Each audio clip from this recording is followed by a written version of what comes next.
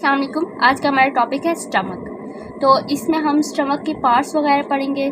तो स्टमक जो होता है ना, इससे पहले ऑसोफेगस होती है और उसके बाद जो है स्मॉल इंटेस्टाइन होती है।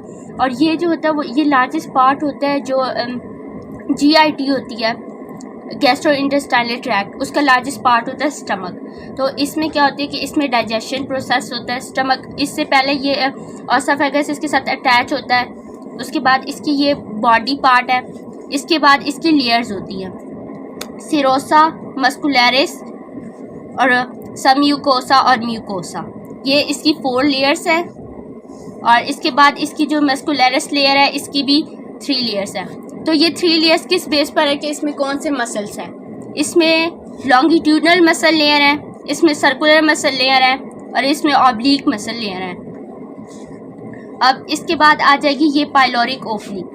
तो इसमें पाइलोरिक स्ट्रिक्टर है, उसके बाद है पाइलोरिक ओरिफाइस, ये है पाइलोरिक कैनाल, पाइलोरिक एंट्रम और ये पाइलोरिक पार्ट है।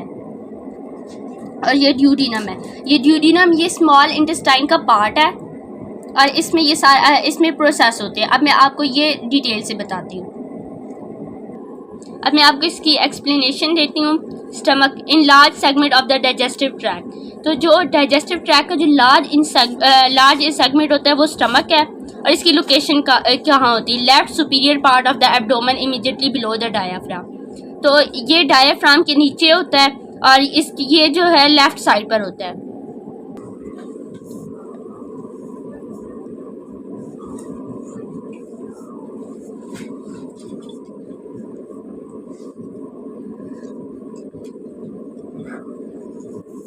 तो ये लेफ्ट साइड है, ये राइट साइड है। यहाँ पे लंग्स हो गए, यहाँ डायाफ्राम और यहाँ स्टमक। यहाँ पे स्टमक होता है लेफ्ट साइड पे और ये स्टमक के बिल्कुल नीचे, डायाफ्राम के बिल्कुल नीचे स्टमक प्रेजेंट होता है। इसकी शेप इसकी जे शेप्ड होती है जब ये एम्प्टी होता है। जब ये खाली होता है ना बिल्कुल, तो इसकी शेप जे शेप्ड होती है, एंटीरियर एंड पोस्टीरियर। तो स्टमक से पहले जो है वो ऑसोफेगस होता है और उसके बाद जो है वो स्मॉल इंटेस्टाइन होती है। Cardiac opening from the oesophagus into the stomach. जो ओपनिंग जो है वो ऑसोफेगस की स्टमक में इंटर होती है और उसे कहते हैं कार्डियक ओपनिंग। ये इससे पहले जो है एंटीरियर ऑसोफेगस और ये बाद में स्मॉल इंटेस्टाइन। तो इसके एंटीरियर में ऑसोफेगस और पोस्टीरियर में स्मॉल इंटेस्टाइन। तो ये जो इंट्रिग है इसे कहते हैं कार्डियक ओपनिंग। ये कार्डियक ओपनिंग है, ये cardiac opening. Location near the heart. Cardiac जो है वो हार्ट से रिलेटेड होता है। तो इसको कार्डियक ओपनिंग क्यों कहा जाता है? क्योंकि ये हार्ट के करीब होती है।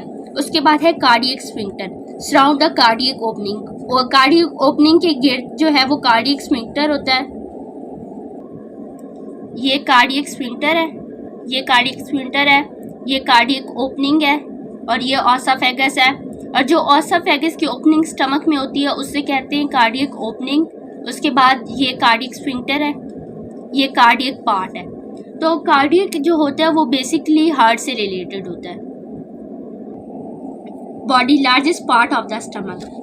तो जो स्टमक का लार्जेस्ट पार्ट होता है उसे बॉडी कहते हैं। जो GIT का लार्जेस्ट सेगमेंट होता है वो स्टमक है और स्टमक का लार्जेस्ट पार्ट बॉडी है। Role of body narrows to flow pyloric opening guarded by pyloric sphincter. तो जो बॉडी क्या करते हैं कि पाइलोरिक ओपनिंग है उसको जो है वो जो है तंग कर देता है। ये पाइलोरिक ओपनिंग है। ये जो है ना ये इनवर्ट जो हुआ है इसे कहते हैं पाइलोरिक स्फिंक्टर। तो ये जब ये पाइलोरिक स्फिंक्टर ये क्लोज होते हैं ना, यहाँ पे फिर पाइलोरिक स्फिंक्टर बनता है। तो ये क्या ये ओपनिंग क्लोज हो जाती है। तो ये इसके तो ये जो है पाइलोरिक ओपनिंग के आसपास पाइलोरिक स्फिंक्टर होते हैं। उसके बाद स्टमक की लेयर्स। स्टमक की 4 लेयर्स होती है, सीरोसा, मस्कुलरिस, सबम्यूकोसा और म्यूकोसा। जो मस्कुलरिस होती हैं उसकी भी 3 लेयर्स होती हैं, oblique layer, circular layer, longitudinal layer. तो मस्कुलरिस का से नेम से पता चलता है मसल से रिलेटेड है। तो ये ऑब्लिक लेयर, इसमें जो मसल होते हैं वो ऑब्लिक की शेप में होते हैं, सर्कुलर लेयर सर्कुलर की शेप में होते हैं, लॉन्गिट्यूडनल लेयर वो लॉन्गिट्यूडनल शेप में होते हैं। नेक्स्ट है सिरोसा, आउटर मोस्ट लेयर। जो सिरोसा होती है वो आउटर मोस्ट लेयर होती है columnar epithelium. Stomach is lined with simple columnar epithelium. ये सिरोसा, मस्कुलरिस, सब म्यूकोसा और म्यूकोसा। मस्कुलरिस की ये लॉन्गिट्यूडनल, ये सर्कुलर और ये ऑब्लिक। तो ये मस्कुलरिस में आ जाते हैं क्योंकि ये सारे मसल्स हैं ना, तो ये मसल्स की जो अरेंजमेंट हुई है उससे रिलेटेड इनको नेम दिए गए हैं। और ये सिरोसा सबसे आउटर है। उसके बाद जो है मस्कुलरिस में आउटर जो है वो लॉन्गिट्यूडनल है, जो मिडल है वो ऑब्लिक, जो मिडल है वो सर्कुलर है और जो दूसरी है वो ऑब्लिक है।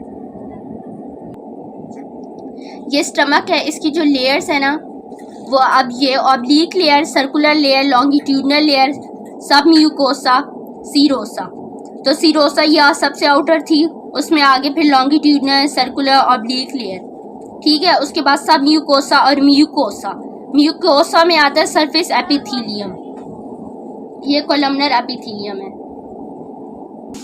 और ये म्यूकोसल सरफेस है। और ये क्या है, ये गैस्ट्रिक ग्लैंड्स की ओपनिंग्स हैं।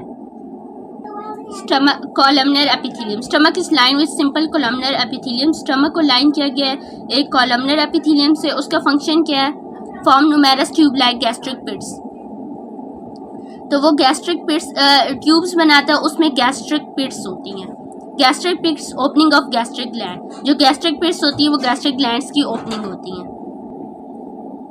ये म्यूकोसल सरफेस है। ये जो है ये पार्ट, ये इसमें ये गैस्ट्रिक पिट्स है और ये नीचे जो है वो गैस्ट्रिक ग्लैंड्स है। तो ये गैस्ट्रिक ग्लैंड्स की ओपनिंग है, gastric pit. Epithelial cells of stomach. Stomach के जो एपिथेलियल सेल्स होते हैं वो 4 मेन टाइप्स में डिवाइड होते हैं।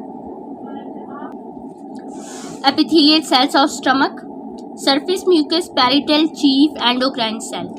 तो ये 4 टाइप्स हैं। सरफेस म्यूकस ये सरफेस पर होता है, पैरिटल, चीफ और एंडोक्राइन ये गैस्ट्रिक ग्लैंड्स में होते हैं। ये सरफेस म्यूकस सेल, ये पैरिटल, ये जो है ना ये पैरिटल सेल है, ये बीच में चीफ सेल है और ये एंडोक्राइन सेल। ये पूरा एंडोक्राइन सेल है, ये पूरा एंडोक्राइन सेल है। इसमें ये चीफ सेल है, ये पैरिटल सेल है। ये इधर से जो नीचे वाला पोर्शन है ना ये गैस्ट्रिक ग्लैंड में आता है। तो ये जो है ये पोर्शन यहाँ से लिया गया है। ये पोर्शन ये गैस्ट्रिक ग्लैंड में आते हैं और ये पैरिटल है, चीफ सेल है और एंडोक्राइन सेल।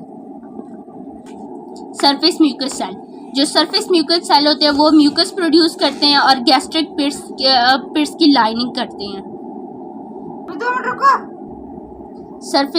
जो सरफेस म्यूकस सेल होते हैं यहाँ म्यूकस सिक्रीट करते हैं और ये गैस्ट्रिक पिट्स हैं, इनकी लाइनिंग करते हैं। नेक्स्ट है parietal sales produce hydrochloric acid and intrinsic factor. तो जो पैरिटल होते हैं वो हाइड्रोक्लोरिक एसिड प्रोड्यूस करते हैं और इंट्रिंसिक फैक्टर। हाइड्रोक्लोरिक एसिड क्या करते हैं कि जो पीएच है उनको उसको लो करते हैं और एसिडिक, ये एसिड है तो ये अगर ये ज़्यादा हो जाए स्टमक में तो एसिडिटी हो जाती है। Chief cells secrete pepsinogen. ये पेप्सिनोजन जो है वो सिक्रीट करते हैं। पेप्सिनोजन दोबारा पेप्सिन में कन्वर्ट होती है और पेप्सिन यूजफुल होती है। Endocrine cell secrete the hormone gastrin into the blood, और ये गैस्ट्रिन हार्मोन ब्लड में सिक्रीट करते हैं। जो गैस्ट्रिन होता है वो क्या ये हार्मोन क्या करता है, गैस्ट्रिक जूस को प्रोड्यूस करता है स्टमक में।